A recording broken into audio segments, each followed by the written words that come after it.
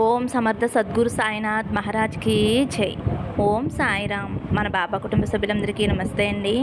Hi friends, మీ అందరిపైన షిరిడి సాయినాథుని ఆశీస్సులు ఉండాలని, మీరు ఎల్లప్పుడూ క్షేమంగా ఆరోగ్యంగా సంతోషంగా ఉండాలని మనస్ఫూర్తిగా బాబాగారిని కోరుకుంటున్నానండి.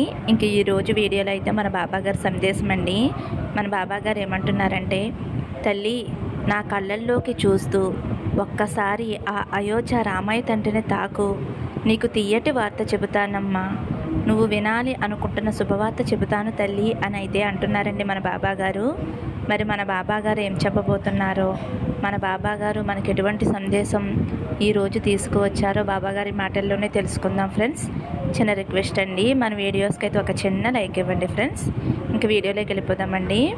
తల్లి ఎవరైతే అయోధ్య రామయ్యను తాకారో, తల్లి నీ మనస్సు ఎప్పుడూ కూడా ఆందోళన చెందుతూ ఉంది.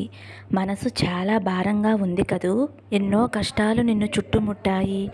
భరించలేని బాధలు అనుభవించావమ్మా. నిన్నే నమ్ముకుని ఉన్నాను కదా బాబా, నాకు మాత్రమే ఎందుకు ఎన్ని కష్టాలు? అందరూ కూడా ఉన్నంతలో సంతోషంగానే ఉంటున్నారు. నేనేమీ మేడలు మిద్దులు అడగటం లేదు కదా బాబా, డబ్బులు నగలు అడగటం లేదు కదా. కాస్తంత మనశ్శాంతి ఇవ్వు బాబా అని ప్రతి క్షణము కూడా నిన్ను అడుగుతున్నాను తండ్రి. కానీ నువ్వు ఏమాత్రమో కూడా నాపై కనికరం చూపించటం లేదు బాబా.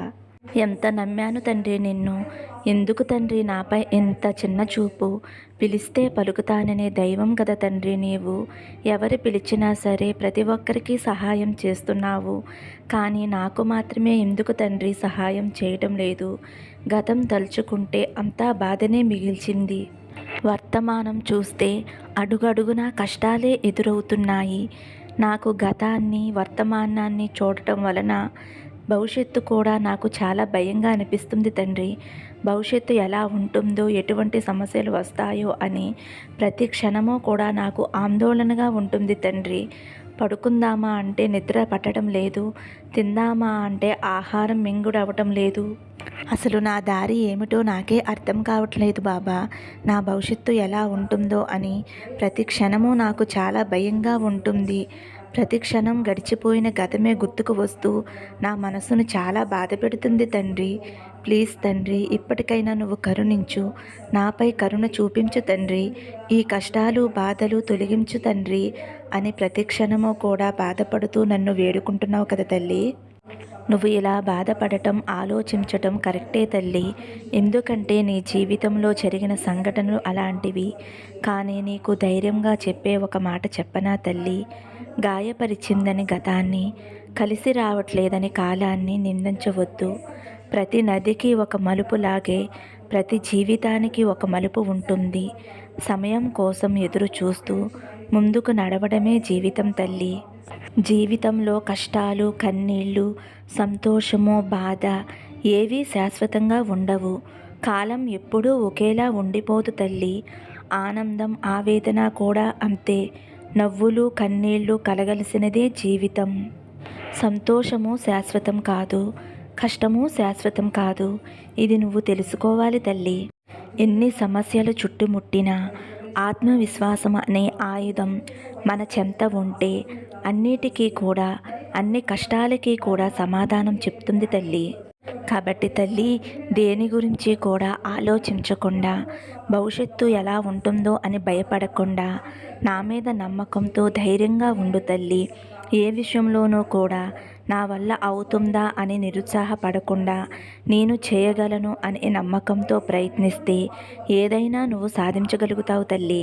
అలాగే నాకు ఎవరూ లేరు, నేను ఒంటరిని, నన్ను అందరూ విడిచిపెట్టారు అని నువ్వు అనుకోవద్దమ్మా. నీకు నేను ఉన్నాను తల్లి. నీవు ఎవరి వెంట పడవద్దు. నీవు నీలానే ఉండు, కష్టపడి పని చెయ్యి, నిజాయితీగా ఉండు, అందరినీ ఆకర్షించు, ఒక ఉదాహరణగా ఉండు. అందరూ నీ దగ్గరికి వస్తారు, వచ్చిన వారు నీతోనే ఉంటారు. అలాగే ఈ సమస్యలు, ఈ కష్టాలు నేను తట్టుకోలేను, నాకు ఈ ప్రాణాల మీద ఆశ లేదు బాబా అని అనుకుంటున్నావు. అది పిచ్చి ఆలోచన తల్లి. జీవితం నుంచి తప్పించుకుని పారిపోవటం చాలా సులభం. ఆ పని ఎవరైనా చేయగలరు. కానీ సమస్యలను ఎదుర్కోవటం, వాటిని పరిష్కరించటం, ఇవి నిన్ను దృఢంగా తయారు చేస్తాయి తల్లి. అలాగే తల్లి, ఎవరో నిన్ను బాధ పెట్టారని, ప్రతి క్షణము కూడా మాటలతో వేధిస్తున్నారు అని నువ్వు ఎంతో బాధపడుతూ ఉన్నావు కదమ్మా. నీ ప్రమేయం లేకుండానే నీ మీద నిందలు వేసి తోటాల్లాంటి మాటలు నీ గుండెల్లోకి దించుతున్నారు అని నువ్వు చాలా బాధపడుతున్నావు తల్లి.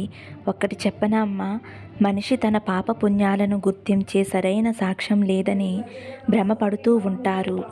కానీ పంచభూతాలు, వేదాలు, ధర్మం, అంతరాత్మ, యముడు, సూర్యచంద్రులు, పగలు రాత్రి ఇవన్నీ కూడా సాక్షులే. ఈ సాక్షులనే కర్మ విచారించి మనిషికి తగిన శిక్ష విధిస్తుంది. నిన్నెవరైతే మాటలతోటి బాధ పెడుతున్నారో వారికి తప్పకుండా కాలమే శిక్ష వేస్తుందమ్మా. ఎవరూ చూడటం లేదు అని వారు వెర్రవీగిపోతున్నారు కదా తల్లి. కాలమే వారికి తప్పకుండా శిక్ష వేస్తుంది. కాలానికి చాలా జ్ఞాపక శక్తి ఎక్కువ. ప్రతిదీ వారికి తిరిగి ఇచ్చేస్తుంది, వడ్డీతో సహా. ఒక చిన్న విషయం చెబుతానమ్మా. కృష్ణుడు భగవంతుడు కావచ్చు, కానీ యుద్ధం చేసింది మాత్రం అర్జునుడు. మనం నేర్చుకోవలసింది ఏమిటి అంటే, భగవంతుడు దారి మాత్రమే చూపుతాడు, కానీ జీవితంతో పోరాడవలసింది మాత్రం మనమే తల్లి.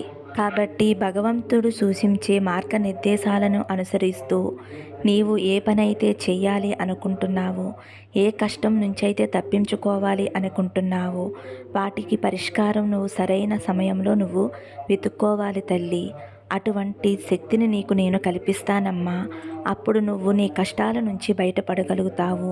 నీ సమస్యలు నీ నుండి దూరమైపోతాయి. అప్పుడు నువ్వు ఏదైతే సాధించాలి అనుకుంటున్నావో అందులో తప్పకుండా విజయం సాధిస్తావు తల్లి. కాబట్టి తల్లి, జరిగిపోయిన గతం గురించి ఆలోచించకుండా, భవిష్యత్తు ఎలా ఉంటుందో అని భయపడకుండా, వర్తమానాన్ని జాగ్రత్తగా శ్రద్ధ సబూరితో, ఓపికతో, సహనంతో ఉంటూ ముందుకు సాగు తల్లి. అప్పుడు నీ జీవితం ఎంతో సంతోషంగా ఉంటుందమ్మా. కష్టాలను ఇచ్చిన దేవుడు సుఖ సంతోషాలను ఇవ్వడా చెప్పు తల్లి. ఇప్పటి వరకు నువ్వు కష్టాలే పడ్డావు, ఇకపై నువ్వు ఎంతో సంతోషాన్ని అనుభవిస్తావు. సుఖమైన రోజులు నీకు రాబోతున్నాయి తల్లి. నా మీద నీకు నమ్మకం ఉంది కదా తల్లి. దేవుళ్ళైన రామయ్య తండ్రి, సీతమ్మ తల్లి ఎన్నో కష్టాలు పడ్డారు కదా తల్లి. అడవికి వెళ్ళారు, వనవాసంలో 14 సంవత్సరాలు ఉన్నారు. ఎన్నో అవమానాలు ఎదురయ్యాయి. సీతమ్మ తల్లికి అగ్ని పరీక్షే ఎదురైంది. అయినా కానీ అవన్నీ తట్టుకుని నిలబడ్డారు. కాబట్టి మానవులమైన మనమెంత తల్లి. కాబట్టి కష్టం వచ్చినప్పుడు ఒక్కసారి ఆ సీతారాముల్ని తలుచుకో తల్లి. వారే అన్ని కష్టాలు పడ్డారు, నేనెంత అని అనుకుని ధైర్యంగా ఉండు. పరిష్కారం నీకే దొరుకుతుంది. నీకు వచ్చిన కష్టాలు తొలగిపోతాయి. సుఖాలు సంతోషాలు నీ జీవితంలో వచ్చి చేరుతాయి తల్లి. నీకు ఎందుకమ్మా భయం? నీ బాబా తండ్రి ఎప్పుడూ నీతోనే ఉంటాను కదమ్మా. నేనుండగా నీకు భయం ఎందుకు తల్లి? నా మీద నమ్మకంతోటి ధైర్యంగా సంతోషంగా ఉండు. నీ కలలన్నీ కూడా నిజమవుతాయి.